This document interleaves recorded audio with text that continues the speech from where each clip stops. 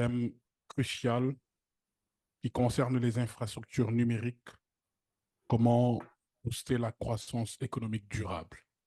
Et donc, nous allons sans tarder passer la parole à Monsieur Chérif Daraba, professeur des universités à l'Université Cheikh Anta Diop de Dakar et directeur de l'enseignement supérieur public.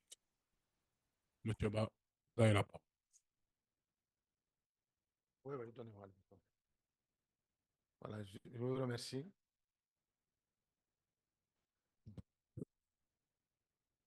Donc, sans tarder, nous allons donner la parole à M. Moustapha Bari. Est-ce que M. Bari est en ligne? Oui, je suis en ligne. Est-ce que vous m'entendez? M. Bari? Oui, est-ce que vous m'entendez? Je suis en ligne. Oui, nous vous entendons très bien. Excellent, excellent. Merci beaucoup. Je vous remercie. Je voudrais remercier les organisateurs de ce forum de me donner l'opportunité, en fait, de contribuer à cette discussion. Donc, je m'appelle Moustapha Bari. Je suis un cadre sénégalais en télécommunications basé en Australie depuis plus de 25 ans. Et je travaille dans le secteur des télécommunications depuis lors, dans diverses positions. Je suis vraiment, en fait, reconnaissant et content de pouvoir contribuer à cette discussion aujourd'hui. Je voudrais particulièrement remercier M. Hachim Ndiaye, qui est un de mes doyens, qui m'a toujours donné, en fait, des opportunités dans la profession depuis le temps où on était, en fait, étudiant en télécommunications en Union soviétique, un de mes aînés, pour sa générosité et sa considération. Et aussi pour le mouvement, en fait, j'ai toujours pensé que ce mouvement de transformation numérique, MTN, c'est plus tard qu'on m'a dit que ces mouvements, en fait, pour la transformation nationale, si je ne m'abuse. Je pense que des forums de ce genre, en fait, sont très importants, surtout à l'ère où nous en sommes aujourd'hui, où les choses vont très vite. Et il y a, en fait, des initiatives de développement, des initiatives dans tous les domaines, surtout dans le domaine des télécommunications. Mais les présentateurs précédents, en fait, ont eu à évoquer les opportunités immenses que présentent les technologies aujourd'hui, surtout le numérique, pour améliorer et surtout développer les qualités de vie de nos populations. Je suis content de voir que la volonté politique y est aujourd'hui au Sénégal. Des pays qui sont moins lotis que nous, il y a cela en fait une vingtaine, une trentaine d'années, comme le Rwanda, sont parvenus à asseoir une politique numérique qui les a menés en fait où ils en sont toujours aujourd'hui. C'est-à-dire qu'ils sont en avance par rapport à ce que nous avons au Sénégal, tout simplement parce qu'il y a une volonté politique. Et c'est heureux de voir que nous affichons aujourd'hui cette volonté politique. Et cette discussion aujourd'hui, en fait, nous permettra de voir quelles sont les perspectives qui se présentent à nous. En cette présentation, je ne sais pas si je dois partager, en fait, ici, ou bien vous allez présenter, en fait, l'organisateur va partager, en fait, les présentations, la présentation que j'ai devant moi, ou bien qu'est-ce que vous voudrez que je fasse? Oui, M. Barry, vous pouvez partager. Vous pouvez partager. Partager? Ok, oui. Je vais essayer de voir si... Ok, merci. All right. Est-ce que...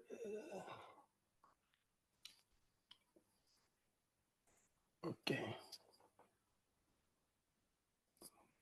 Voilà, c'est bon. Est-ce que c'est bon? Oui. Il faut mettre en mode présentation. Voilà, okay, c'est bon. Est-ce que vous voyez, c'est bon? Oui, nous vous voyons. Nous voyons aussi. Excellent. Excellent, excellent. Donc, le thème sur lequel je voudrais vous entretenir, c'est par rapport, en fait, aux infrastructures numériques, surtout le concept de Smart City, en tant que booster d'une croissance économique durable.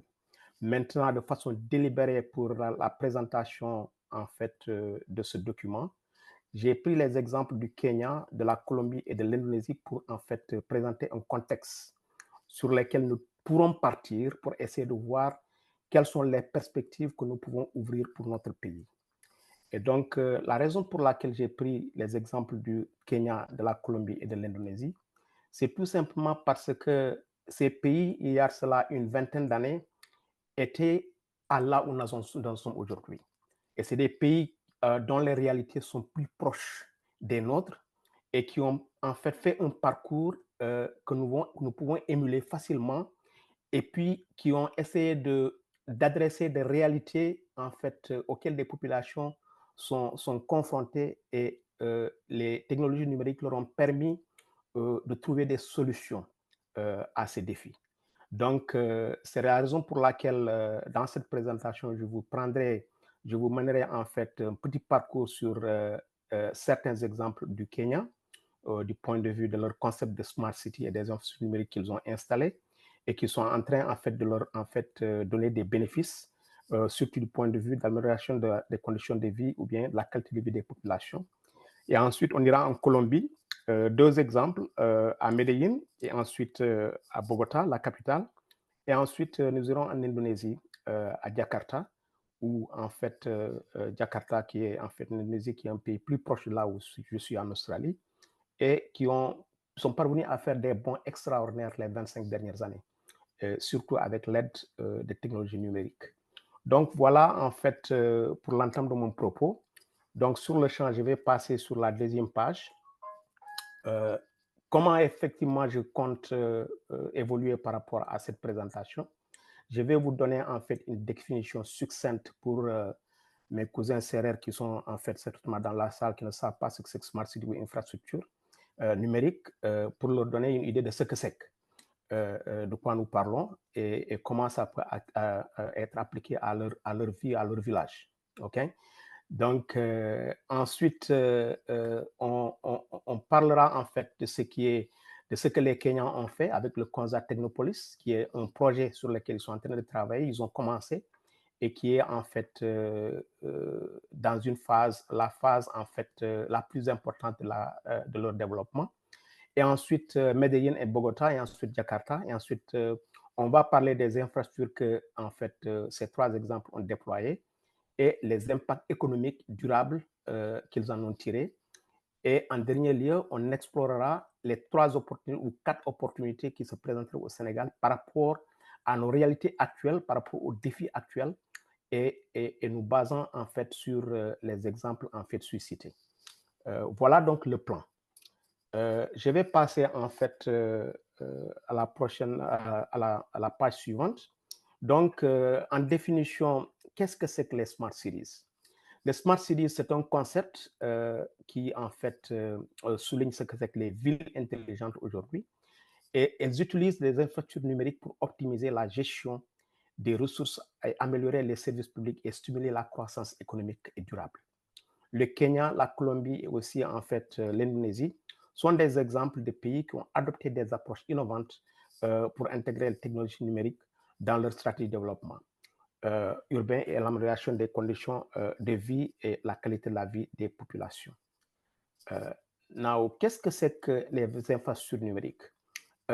Quand on entend infrastructure numérique, en fait, beaucoup de gens en fait, qu'est-ce que c'est que la juxtaposition de ces mots-là, que ça signifie?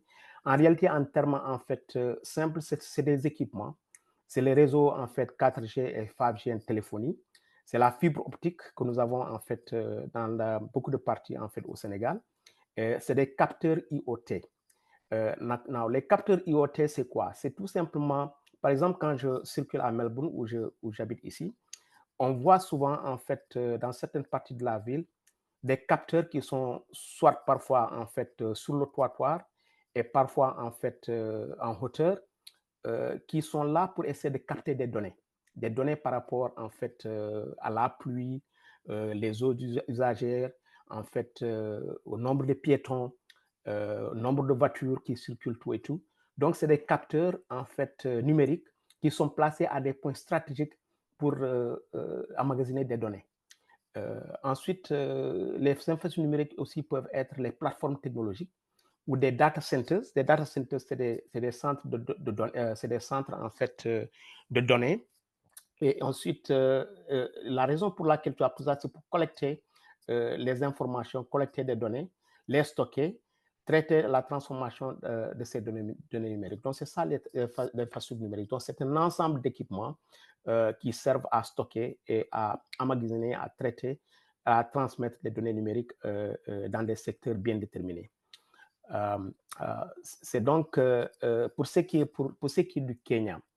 Le Kenya, c'est le premier exemple. Maintenant, je me rappelle, je vais raconter une petite anecdote. Il y a cela, en fait, plus de 20 ans, la première fois que je suis parti à Nairobi, j'étais particulièrement choqué. Choqué du point de vue de ce que, en fait, Nairobi était, il y a cela 25 ans. Une ville qui était à un niveau de développement tellement avancé. Bon, c'était la première grande ville africaine que j'ai visitée et j'ai été particulièrement ébloui par l'avancement de la technologie, des infrastructures à tous les niveaux de Nairobi. Donc, si vous allez à Dakar aujourd'hui, Dakar est aujourd'hui ce que Nairobi était il y a cela 25 ans. Avec les autoroutes, avec toutes les transformations que Dakar a suivies les 15 dernières années, c'est là où Nairobi était il y a cela 25 ans. Maintenant, du point de vue technologie numérique, le Kenya a abordé un virage extraordinaire ces 20 dernières années du point de vue des innovations technologiques, des innovations numériques et même du mobile. La capitale Nairobi est au cœur d'une transformation numérique extraordinaire où des projets sont déployés et des startups, des jeunes sont impliqués dans des projets de télécommunications ou de numérique tout court qui sont en train, en fait, de faire apporter des bénéfices aux populations. Un des projets phares sur lesquels je voudrais, en fait, m'appesantir un peu aujourd'hui, c'est un projet qu'ils appellent Konza Technopolis. C'est un village technopole qu'ils ont, en fait, initié, en fait, il y a cela quelques années, et ça coûtera 15 milliards de dollars. Le projet a déjà commencé, il est surnommé Silicon Savannah, et il vise à créer une ville intelligente qui est dédiée aux technologies de l'information et de la communication. Il est situé à 70 km de Nairobi, et elle est conçue pour attirer des investissements étrangers, stimuler l'innovation locale et créer des emplois dans le secteur technologique. La ville est déjà fonctionnelle, et elle comprendra surtout, elle comprend déjà, en fait, des infrastructures numériques de pointe, des centres de recherche, des universités et des espaces résidentiels et commerciaux. Donc, ce qu'ils sont en train de faire, je pense que certains vont penser que c'est un peu comme le technopole qu'on a au Sénégal. Non, ce n'est pas la même chose. Ce qu'ils ont, c'est comme une grande zone franche industrielle, mais à l'échelle presque d'une ville. Si vous prenez Diamniadio, en fait, vous le multipliez par 5 ou par 10.